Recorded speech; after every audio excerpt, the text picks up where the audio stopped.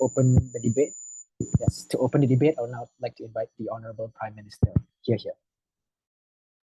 Hello. Okay. Can I check if I'm both audible and visible? Yep, loud and clear. Okay, thank you so much. Before I start my speech, I just want to have a few shout outs. So shout out to SPCP. Thank you so much for hosting a tournament. Ever since I was still in high school, there were like talks of SPCP hosting a tournament, but it never really got through even after I graduated. So I'm really proud that these girls really were able to host a tournament that I enjoyed, my NC enjoyed, and I hope everyone else also enjoyed. Shout out also to everyone else in the ADS, and hope that you guys are enjoying your weekend, especially after intensive rounds in the past. And to Aki, my first time partner for here, and thank you for letting me first speak. It's my first time in a while. Okay, game. POIs through chat, please.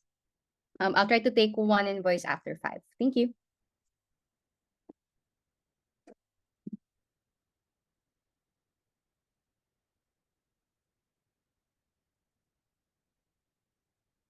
Our understanding of modern relationships have evolved beyond gender, class, and levels on intimacy, whether you want to have sexual partners or non-sexual partners as well.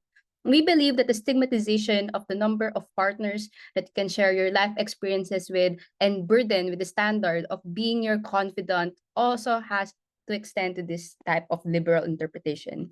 There are 2 things I'll argue in this speech. The first is I'll explain why the stigmatization of these types of relationships was unjustified, making a defense of why non-monogamy is a legitimate choice for you to engage in.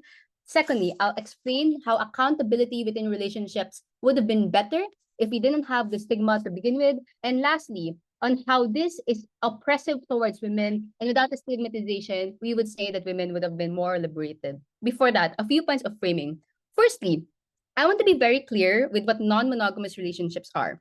Non-monogamous relationships, while they engage in multiple individuals, these are consenting individuals. We don't support people who do not consent to their partner engaging in non-monogamous relationship while the other partner does that. That is cheating. In the same way that you can support sex and not be supportive of coercion, that's just rape. The second thing is, what the burden of side opposition is to defend the status quo. They can't defend any other type of version of the stigmatization of non-monogamy, which I'll explain later is often very unjustly applied. Lastly, what does the stigmatization particularly look like? The first is society often telling people that you shouldn't engage in non-monogamy or even consider non-monogamy. But secondly, it is often overwhelming because when you engage in this, it is seen as on moral grounds that you are a terrible partner and one that even affects your future dating prospects or future chances of finding love. That the moment in which someone figures out that you engage in non-monogamy or as a person who has a preference to be non-monogamous, it means that you're possibly a terrible person. The first argument then is to explain why the stigmatization is unjustified.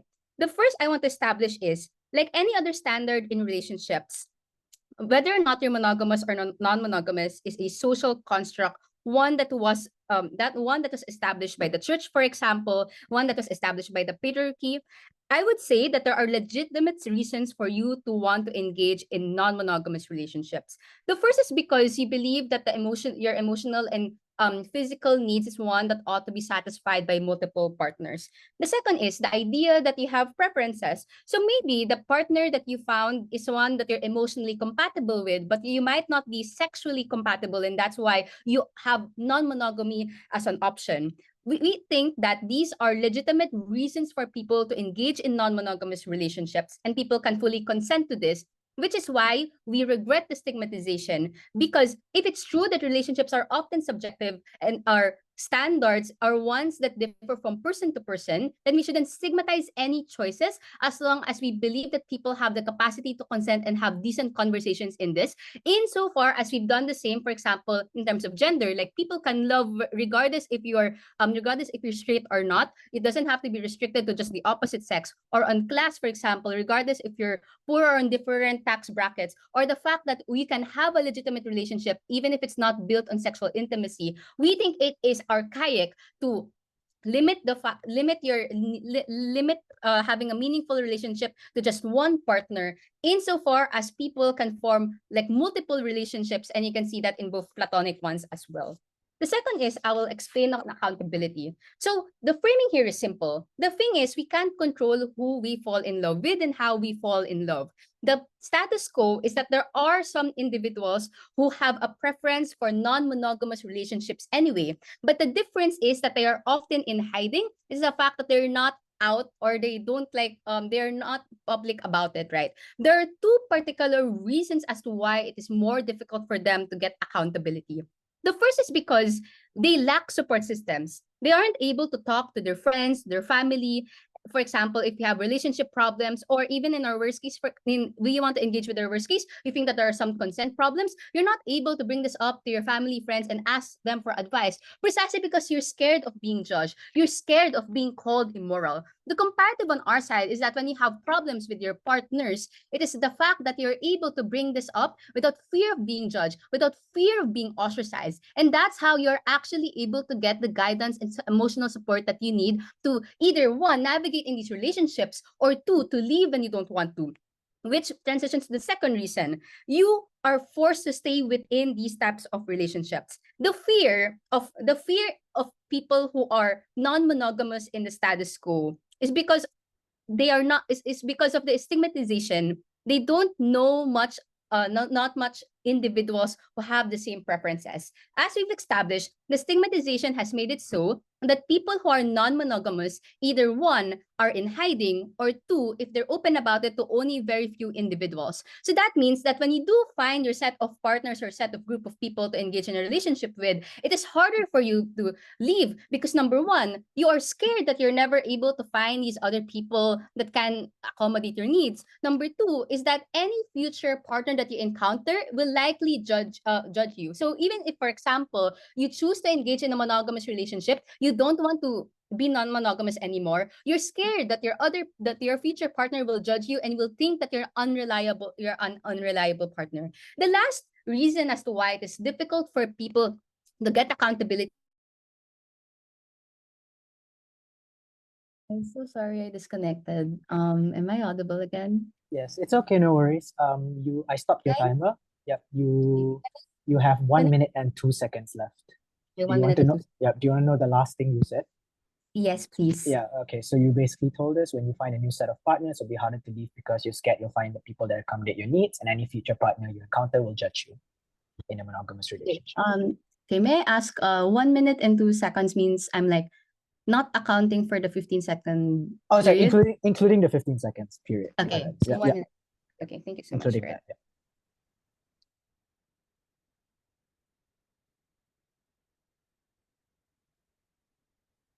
Okay. Continuing the speech in 3, 2, 1. So the last thing is that it's harder to hold accountability, or it's harder to actually gauge whether or not these are quality relationships because people don't have conversations about them in the media.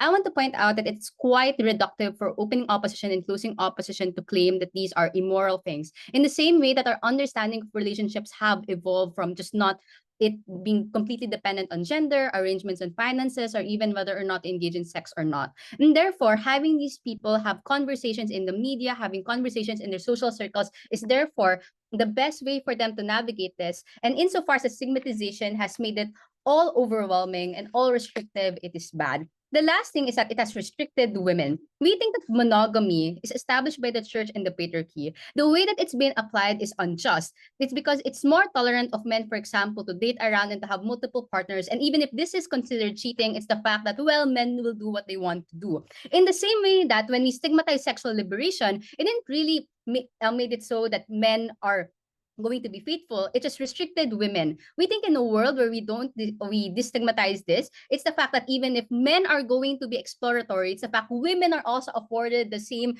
liberties as well. And that means it is them who are able to actually explore whether or not they just want to commit to one partner or one in several partners. For all those reasons and more, love is love. Side with OG. Thanks. Thank you, Prime Minister, for that fine speech. Now inviting the leader of opposition to continue the case and start the debate for side opposition. Here. Hello, I'll take POI's through voice. I'll take one from closing golf. But if none, I'll take one from opening. Okay. I'll start my speech in 3, 2, 1. In the epidemic of loneliness, it is crucial to be wary of unstable personal and romantic relationships, especially in the modern times where we are unsure of the with the current status quo that we live in as of today. I would suggest that non-monogamous relationships also add to the instability that we feel in our lives, especially if we are young, especially if you're unsure of yourself, especially if you have things like anxiety, and therefore abandon things like monogamous relationships and therefore opt into things that we might not necessarily be okay with. The first thing I want to explain in this debate is what do modern relationships look like in status quo, because I think they failed to do so. Number one, I would suggest that there's a lot of moving parts and complexity that makes it harder for individuals, especially for younger people and younger generations, to navigate things like emotional capacity or even to navigate things like your mental capacity to be within a relationship. That's the reason as to why we already have existing trends like situationships or ghosting or even things like media that makes you insecure about your own specific relationships, that make it harder for you to exist within this plane of society. The second thing is that I would also suggest that modern relationships is still refining what is forms of good monogamy, and therefore we should not rob them of this opportunity to ensure that we get more like benefits out of things like monogamy in order for us to reduce failed relationships. As of today, we're in high time of things like divorce rates and a decline of marriages, given the fact that people don't know what they want and therefore have a difficulty in opting to things like good relationships because we don't have a good understanding of expectations, boundaries, which often is heightened in terms of complexity when you opt into multiple partners or things like polygamy. These are things that are inherently difficult to navigate. Even things like open relationships also induce a lot of anxiety and mental distress to different individuals. I'll take the POI. So the problem is that non-monogamous people will still exist. It is on your side where they're demonized, where they can't find other people like them and can't have these conversations without being shunned. Yeah, I'll explain that later on. This is something that we wait for. The first thing I want to argue in this debate that directly responds against opening government is why this is harmful for those that are confused, exploring, and people who are just generally unsure of yourself. Because if you opt into things like polygamy and this is something that you really, really want to do, you're probably a very secured individual. Number one, I would suggest that there's a lot of instability in relationships. There's a lot of relational trends that our parents on the back then did not necessarily have, but therefore we already have in status quo that we don't know how to navigate then.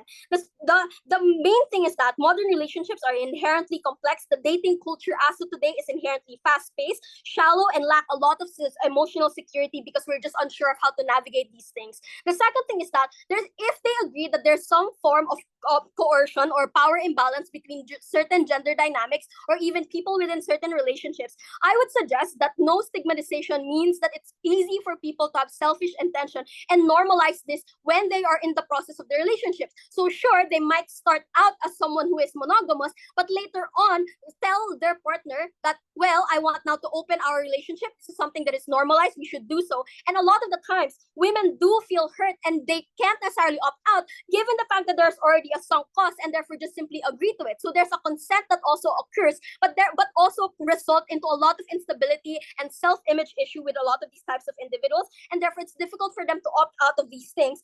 But when you have things like stigmatization, that also allows you to have friends and family that caution you from these things, even if we don't necessarily, even if we are doing it towards other individuals that might not necessarily deserve that hate. The third thing is that I would also suggest that there's a lot of dilution in boundaries that we feel as of today. There's a lot of like younger individuals that get into relationships, people like in their high school years or even during middle school, like they're 14 and they're 13, and they already have things like boyfriend and girlfriend, and understand that these people don't have the emotional maturity, and a lot of the times they have poor communication skills, and therefore often than not jealousy occur. So therefore the best way for you to do this is to make them opt into an already existing skeletal system of what is expected within certain forms of relationships that makes them a better individual in the future. These are things that are good, especially if you're just simply growing up in such a fucked up world that you don't necessarily understand. That means that on a young age you get more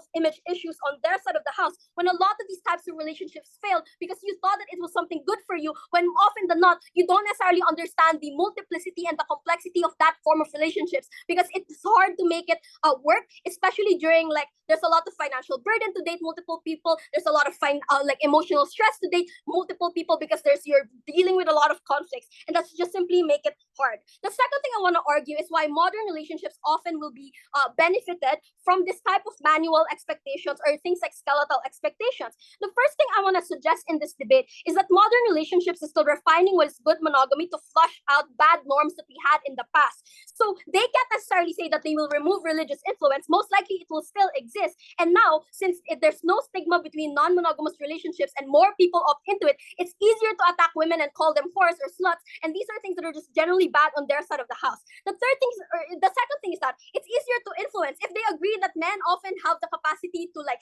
cheat on their wives, this is something that we probably have more open like acceptance towards too. The third thing is that monogamous relationships like LGBTQ are often things that we also want to fight for in status quo, that now we would just simply tell them to abandon, given the fact that they have other alternatives, when this is something of a choice and something central towards these types of individuals. There's also a lot of conversations as of today when should we leave monogamous relationships, and have the courage to do so. And once the stigma is gone, they just simply said that, well, it's your fault as to why you're trapped in a monogamous relationships when there are other alternatives that existed, when these are things that are inherently something that we are still refining as the modern society as of today. The last thing I want to run in this debate is why it is generally good for society, especially why is it good for non-monogamous relationships also. I would suggest that there's more effort to outline accepting cultural or social norms between non-monogamous relationships, because there's more effort to define what is good and acceptable in order for them to make people like them even more in the future. And therefore we have discourse on what to do in order for it to be successful. These are incentive structures that are good, versus without stigmatization, there's often competing narratives that mold together, and therefore it's difficult to define a specific standard because there was no one check and balancing and criticizing these types of relationships. I would suggest that on our side of the house, there's a clear boundary for what is infidelity and what is acceptable, which is they're generally difficult to do, especially when you're already inside the relationships, and things that are normalized often confuses you on what you exactly want in society. The second thing is that commitment on financial resources and time and emotional availability is better for these types of modern relationships, given the fact that our lives is inherently more dynamic and more fast-paced as of current society. And therefore it's better for you, especially if you hadn't had relationships, especially if you're insecure and anxious and quite young, and therefore it's better for you to opt into these types of things versus a non-stigmatized world where people make kind of pressure you to opt into things like non-monogamous relationships. Thanks. Thank you, Leader of the Opposition, for that fine speech. Now inviting the Deputy Prime Minister to continue the case for side government. Here. POS through voice, I'll put it in chat also. KL is bribing us with a prize if we win, so this speech is for KL. Okay. 3, 2, 1. OO is jaded. They say that once you make the choice to enter a monogamy, you're locked in. You cannot set the rules anymore. This is the problem of the stigma, where mutual relationships stop being mutual if it stops serving the monogamous person, and that's what we want to address. The first push is to say that the stigma imposes choice onto vulnerable individuals, and that's just bad. Regardless of how you feel about polyamory, the fact that you are allowed to choose is something we should extend to people, especially the most vulnerable. What happens? One is that the choice to enter a non-monogamous relationship is voided and told to be invalid, regardless of if you did it consensually, regardless of if you put a lot of thought into it, just because the stigma exists and because the stigma is so severe. How the stigma manifests is very severe. It's the fact that even if you consider asking your partner to just have an open relationship, to even just think about having an open relationship, you're automatically a cheater. And this is why these kinds of conversations don't flourish. You don't have the means to be heard. You are shunned, making it harder to speak out or even get a new relationship in the future if you're already branded as a cheater, which is something we don't want. This is harmful on 3 levels. For one, you have less ability to exercise your choice than other people, and that's just bad. You already hear from Alex that this will disproportionately affect people like women, and that's just way worse if your choice is being limited in favor of like the male, for example, in the relationship. How do we weigh this? It's the vulnerable individuals, the women who are disproportionately the women to which this narrative is disproportionately applied to compared to men. The asexuals who can understand that they possibly can't satisfy their partner sexually, and it's okay for them to have an open relationship if that's the type of like aspect that they want to satisfy in a different or want to find in a different person. These are the people you're saying choices don't matter, and their like values on this don't matter, even if they put a lot of thought into it. That's harmful for the second reason, because it's worse for your self-actualization, because you are not confident in your ability to make these choices for yourself anymore. And that's just bad, because you are allowed to enter these relationships on your own volition, to set the terms of the relationship that you're entering because it's your relationship. But what happens is when you have a fully consensual choice that society is telling you is not consensual, then you have less of an ability to choose, you have less of an ability to understand or like be confident in the choices that you make for any other relationship that you'll have moving forward. This will just be very bad for your self-actualization as an individual. Lastly, this is harmful because you will seek out popular opinion all the time, and that's just worse. You'll never get to feel happy in any relationship that you're in if you care more about the stigma, and because the stigma is so overwhelming that you cannot necessarily escape it. What happens secondly is that choices are made for you by institutions that you did not choose, by individuals who should not have a say on your relationship. And that's just bad, because it's the patriarchy that says that women should be loyal, they should be monogamous, even when their partner cheats, it's okay. It's religion calling women sluts that LO already points out. This is just bad in general, but it's worse because it cannot be changed. At least you have more support systems on the alternative, because if these things will exist either way, then that's terrible. But what we provide is the avenue for you to talk about it more to people who can understand, for you to be able to look for communities that can help you. They do not provide that in opening opposition. The last thing that happens under this choice extension is that stigma disallows information on like non-monogamy or polyamory to flourish. This responds directly to LO. What does LO say? Is that there's instability in relationships when people just change their minds, or people are unaware of how polyamory works, for example, and therefore they think that you're cheating on them, and that's just bad. It is precisely the stigma that views polyamory as a form of instability that makes it bad, that views these things as a form of insecurity or as a point of insecurity, because these things aren't things that you should have to be insecure about. And these like conversations on these would have happened if you didn't let the stigma flourish. You are more likely to flag to potential partners that polyamory is something on your mind, that you are likely to want to have an open relationship, that you are not going to be locked into one monogamous individual, for example. So if you do change your mind, then that's something that they already understand even before you enter the relationship, because these are the things that you talk about. These are the things that are okay to talk about. So conversations just avoid the entire LO harm. And if you allow those conversations and information to flourish, then that's where you just erase the LO case. Note, it's not true that people like family, for example, won't caution you on these things, and that's why it's bad. And so you won't understand it, because oftentimes it's not your mom you go to talk about these things anyway. It's your friend groups, it's Reddit forums that you have to do so covertly, for example, that we allow to propagate. Competing narratives are good, and I'll flip this, because it's the fact that you get to decide which one resonates with you and what type of polyamory, for example, is good for you, because you get to decide how these things manifest for you. These are not set, and that's why the stigma on polyamory is polyamory is bad, because it gives you one set standard of what polyamory could be, of what it should be, and that's why people are less likely to express themselves in that way. This is debate winning. Because regardless of if you agree with monogamy or not, you should be able to choose, and that's the most important thing. Because if you because this is what we extend to people whose choices are always limited, like the women, for example, like the LGBT individuals whose choices are always limited. LO can say that the infidelity line is clear under their side, because this just changes for everybody, which is why some people think that emotional cheating is cheating, some people think that only physical cheating is cheating. What matters is that you're able to decide that for yourself, and you're able to enter in consensual relationships where these lines are clearer, and you have those conversations that make that line clear. POI.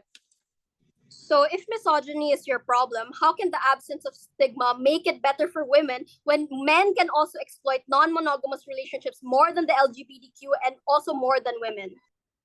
So the thing is that misogyny will probably still exist on either side, right? The way in which we address it is to have these people have alternatives by which they can circumvent what the patriarchy imposes onto them, which is why the whole choice thing is relevant. The second push then is that the alternative side is way better, in that if the regrets thing happens retrospectively, why is this good?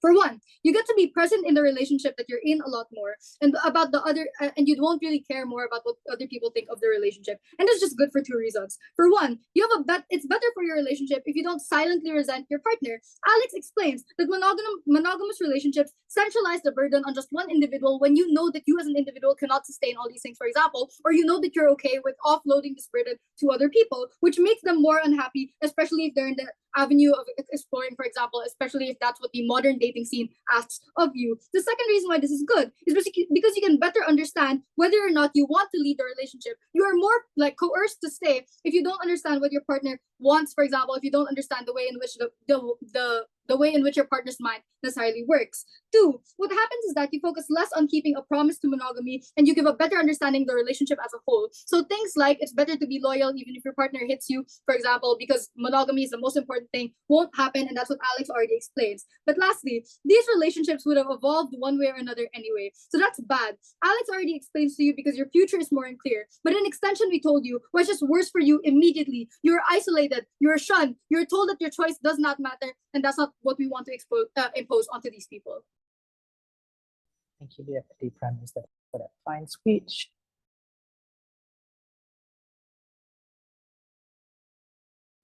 Now inviting the member of government to continue the case for side government.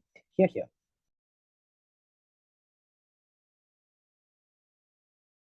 Thank you, member of government, for that fine speech. Now inviting the closing opposition member to continue the case. Here. Hi, am I audible and visible? Yep, loud and clear. Okay, let me just prepare my timer. And before I go with my speech, shout out to UPMDC, especially to the parents, Z and Jap, and all the people who joined the competition. Thank you for supporting us. Okay. And also, I'll do the get out later at the end of my speech. So prepare your 200, Marco. Okay. I'll be starting my speech in 3. Up your eyes and chat, please. 3, 2. It is in a harsh condition that subjects the LGBTQ plus movement, which allows them to bloom in resilience to various attacks and stigmatization.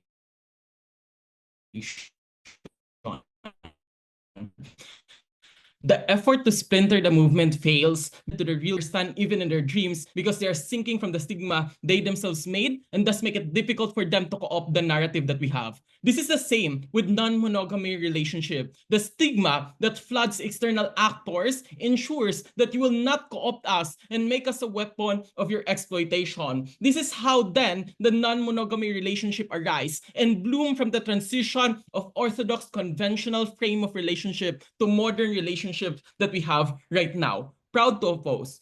First, I think we need to question, where does people get the stigma of what polyamorous relationship essentially looks like? Because I think it was not discussed.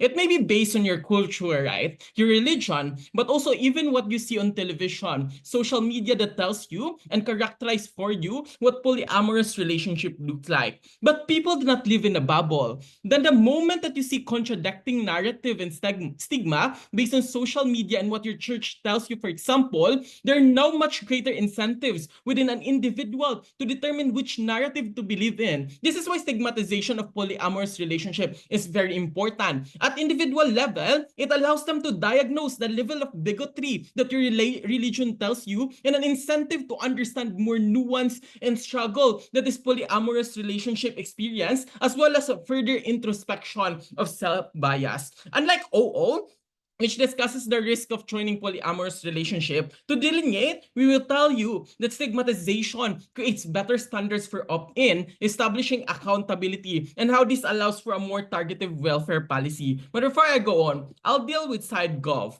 OG, the problem with OG is that they assume that we have to hate polyamorous relationship in our speech, but that is not the case. Our burden is to prove that stigmatization is not really regrettable and something that is very important. The one thing that their main case is to say that stigmatization reduces the incentives of people, especially minorities, to opt in and opt out into it.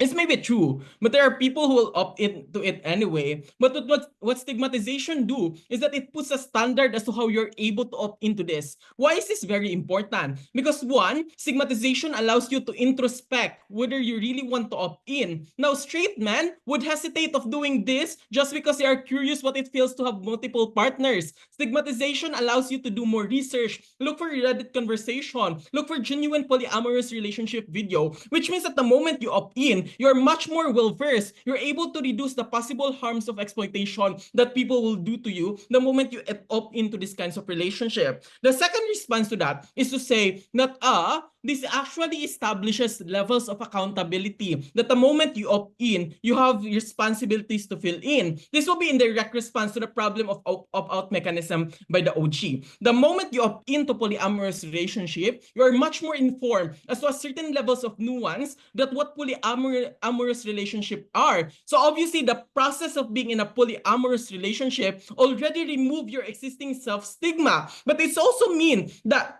when you are much more exposed in nuance, the likelihood is that you are less likely gonna care of what other people would say that are completely untrue to your experience. But even if people are afraid of external voices, and this is how we are gonna be very generous, right? There is now much clear incentive to correct these kinds of narrative to people proximate to you. This is then a mechanism as to how you're able to facilitate a much more nuanced understanding, resolving the stigma, which without stigma, I'm unsure moderates have any interest on knowing what this polygamy relationship really is. CG, on the other hand, talks about how stigmatization makes it difficult to fight the existing concept that limits people from a certain form of relationship. This is just untrue, right? Stigmatization actually highlights an alternative. The psyche of a moderate who are busy in various things in life do not have sufficient opportunity to look up to the nuance of polygamy. This is why this stigmatization is important, because polygamy is directly tied as unconventional, a clear alternative for the limiting orthodox concept that box individuals in a box. Absent stigmatization, these are not directly tied to alternatives or an opportunity to get out of that box. But even if it is true, right, there's a very chaotic and convoluted transition of orthodox to modern relationship. It is then important that the bluing of no one's concepts are within timing to avoid co-opting by bigots. Stigma protects the polygamy to this convoluted loss of demarcation at the end of the day. Moving on, first, are prone to exploit the label of polygamy on SideGov. Because one, these are used to exploit and justify cheating. Stigmatization allows for the standards and metric, the psychological, emotional basis, and even cultural basis that these are not just in a form of impulse. The impact of this is simple. This raises standards among straight men, for example, who are in polyamorous relationship as well, to provide the same progressive structures and to fulfill the kinds of responsibilities that they have. But also, secondly, on SideGov, this leads to trivialization of polyamorous relationship. This leads to little intervention to improve the discrimination that they address to. But also, this will lead to lesser weight in terms of the usage in various conversation, such as in pop culture or normal conversation. On our side, we put weight and true standards to it. Even if standards are not completely true, it ensures that the like of street men will have a hard time co-opting the kinds of label that they have to further exploitation and appropriation, for example. But secondly, very quickly, how this allows for clear demarcation of what polyamorous relationship. People hate labels. There's a growing conservative movement. You're less likely for the people on the ground to follow various labels by progressive, right? This is why there's also people who are confused to this. Stigmatization allows for clear demarcation as to what polygamy is, that you're committed with multiple people and not just a sneaky link. There is an equal responsibility among people involved. Emotional attachment are strong more than friends. Second, this also allows for definite classification that not is just exclusive among progressive and can penetrate the masses because the demarcation is clear. It spoke with the masses. It's easier to raise awareness. It's easier to pass policies that targetive in terms of like protecting them because the recall is clear and it's easier for us to protect them and provide levels of access. Get out. Thank you, Member of Opposition, for that fine speech. Now inviting the government whip to close up the debate for side government. Here. Okay. Hi, my name is Goyena. Pronouns she, her. I'll be your gov whip for today's debate. PY preference is also verbal, preferably from opening. Oh, yikes.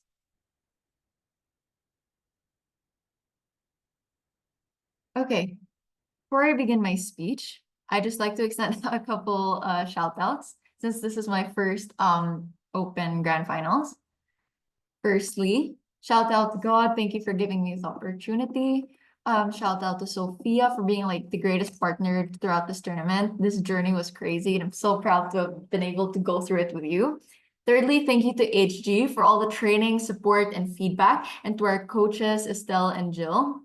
Fourthly, thank you to my parents for all the love, support, and the ungodly amount of money you have spent, regardless of me failing so many times in this debate. Fifthly, thank you to James and Kim for all your weighing tips and basically helping me not avoid whipping like the plague. And to James for adding rounds I was in, even when you didn't feel like this and still feel like it and still giving me feedback regardless. You're a great captain. Lastly, thank you to Inigo and Pollux. You guys have been here since like last year for me, and I've watched you guys grow so much, and you've watched me grow, and you've been there to support me then. And so this one's for you guys. All right. Let me start my speech in 3, 2, 1, go. Society tells us no. Society places damnation onto who we are and to how we live our lives. And that is merely unfair because we believe that it is a fundamental right and you don't have to be necessarily judged for choosing to live your life the way it works for you. But because democracy tells you that the majority wins, I feel ashamed of who I am and what I do, what my partners and I have consented to. This is the comparative that opposition has been defending this entire debate, and we proudly reject it, and we proudly reject it. The burden this entire debate for government is to prove that the stigmatization wasn't just bad, but also morally depriving for people stuck in these situations, right? I think I'm going to be able to prove that to you in this debate using Sophia's extension and proving exactly why it wins over everyone else's. Firstly, I'm going to be justifying our case against CO. They talk about how stigmatization, when they say that stigmatization reduces struggles, that means you're allowed to opt in, right? And stigmatization puts standards about how you opt in, which is good because you're forced to introspect about the situation. But notice, Sophia already says this requires an extent of introspection of what you want in a relationship, because the fact is, it is not stigmatized, meaning you engage in conversations a lot more about what you truly want and about what exactly is good for you to the point where you both consent to it, right? Having the ability to consider what is best for you means your preferences don't have to conform to what society wants for you. And it's not like people do this just however, right? This one decision significantly impacts their life. And so they have to be strategic. I don't think this is just going to, I don't think that people are just going to be doing this randomly with no benefit and no strategy to the point where it harms the relationships negatively. A couple of rebuttals then. Let's talk about OO. Their first point is that it is harder for people to navigate emotional because there's like an emotional mental capacity struggle in modern society, right? Which is worse for non-monogamous couples. Firstly, this is not true. Sophia already tells you that you are able to open options for oneself. That means you are less likely to feel burdened by the failure on your relationship, which is, by the way, worse on your side because you are deadlocked into a relationship, or you feel like you broke up because it was your fault, you couldn't find a way around it, because the idea is that non-monogamous relationships wasn't an option because it's an immoral thing to do, right? But let's even if then, I think why this still can't be credited, I think non-monogamous relationships have the inherent right to find their own ways or navigate their own ways around this. So I think even if it's harder for people to navigate around this, especially for non-monogamous couples, we are still willing to accept that trade-off, because the fact is, it is really the only way in order to make change or break off the deadlock in a relationship to the point where you can truly achieve growth. Their second point then, there are more conversations about when we should leave monogamous relationships, which is just just stigmatization. I think this is not true because it's inherently contradictory. The fact is, advising people about how they should construct their relationships in a good way that doesn't harm either of the individuals does not necessarily mean you're stigmatizing it. I think the fact is you're just trying to help, right? Meanwhile, on your side, you have to constantly defend the comparative of having to force this down people's throats and say, oh, you are so evil and immoral for wanting to open your relationship. I think that conversation is present only on our side anyway, and so that benefit goes to us. Team by team way, let's first tackle OO and CO. Their first main case line is that the destigmatizing non-monogamy creates instability, weakens boundaries, and enables power imbalances that makes relationships harder to navigate and therefore it increases emotional harm. What Sophia already tells you, the moment you are able to free yourself from the deadlock of growth in the relationship, that's the only point in time where you are able to free yourself from the deadlock of growth in the relationship, right? Notice you're forcing him or her to just stay means that the resentment grows. You just feel worse. And notice how our extension directly engages with our argument, right?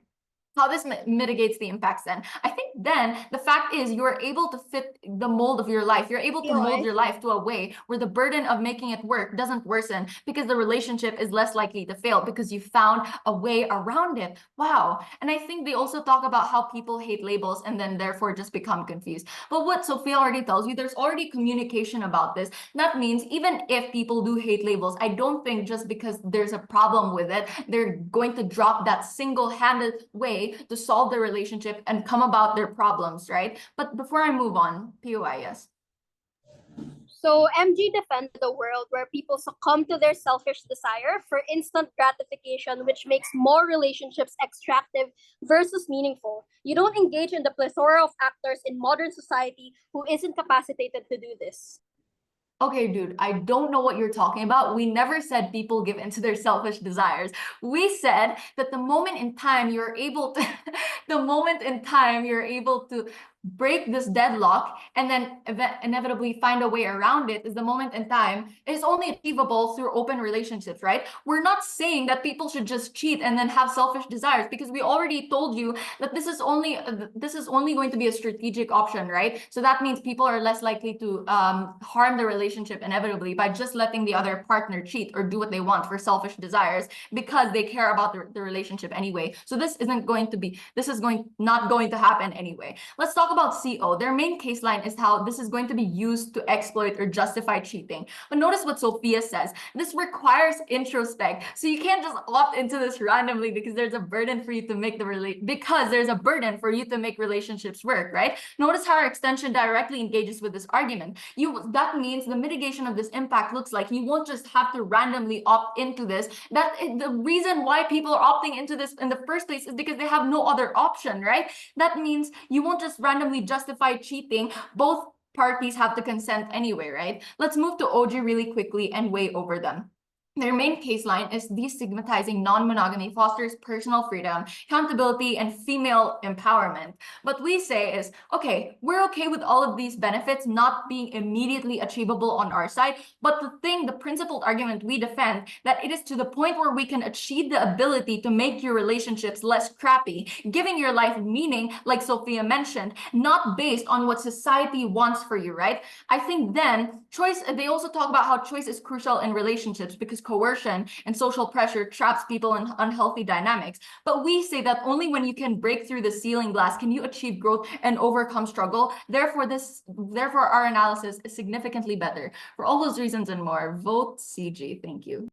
Thank you, Governor, for that fine speech. Now I'm inviting our last speaker of the debate and last speaker of the tournament, Opposition Whip. Here. Hi. Hello.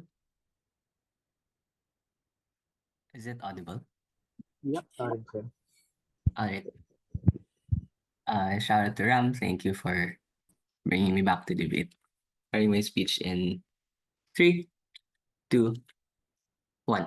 A person's capacity to love should not be restricted by arbitrary norms in society. But when your declaration of love causes emotional turmoil that ultimately affects the life and soul of another, that in and of itself means that there is a need to review its transition to ensure that it is not exploited in the near future. The fact that polygamy is still in the process of being born means that you need to allow people to find the standards for how the relationship works in the first place. OG's main presumption is non-monogamy is acceptable. We agree. There is nothing inherently wrong with its existence. What we feel strongly about is its stigmatization being a necessary precondition for it to exist. This means that when you stigmatize polygamy, you place standards to ensure that it is not exploited by pernicious actors like men or even mask-presenting gays in queer relationships. Now, OO here talks about the relationships why polygamy is bad.